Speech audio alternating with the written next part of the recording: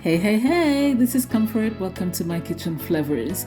Today I am super delighted to share with you my easy fresh tomato soup recipe.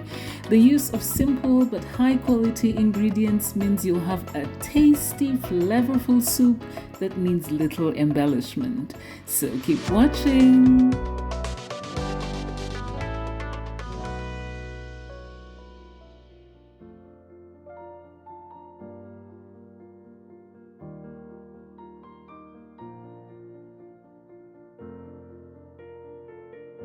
So you want to start making this soup by adding a tablespoon of your olive oil to a large saucepan set over medium-low heat.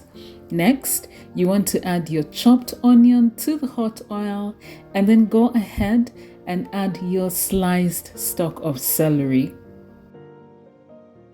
Allow both the celery and the onion to cook gently for about 3 minutes. Make sure to stir the ingredients occasionally during this process.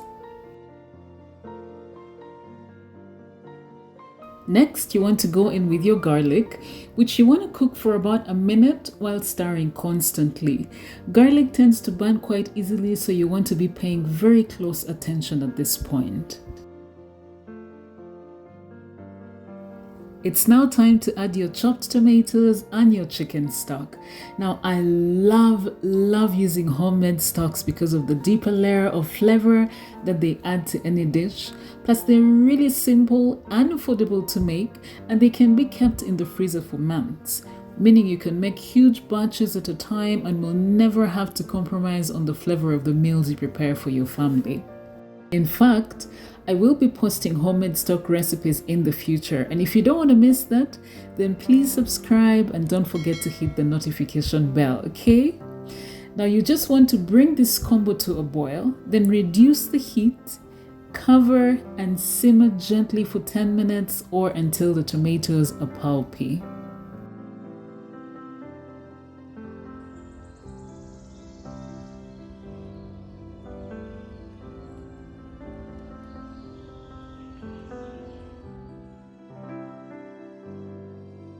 So this is about 10 minutes later, and as you can see, the tomatoes are nicely pulpy and it's time to go in with the rest of your ingredients.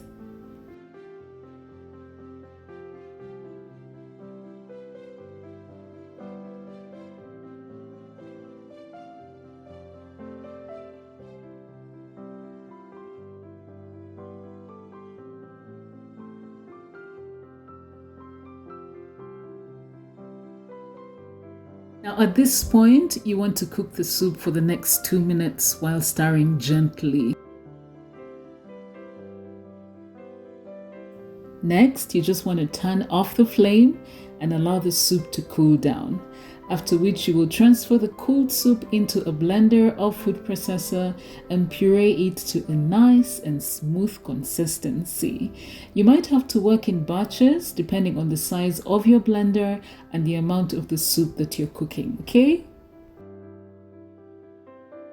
As you can see, I am just returning my pureed soup to a clean saucepan where I'm going to reheat it gently before ladling it into warm soup bowls.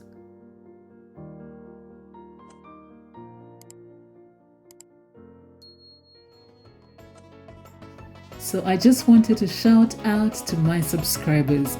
We actually hit 100 on Wednesday this week. Thank you so much for your support. I see all of you and I have each one of you in my prayers. And until my next video, God bless and keep you. Bye.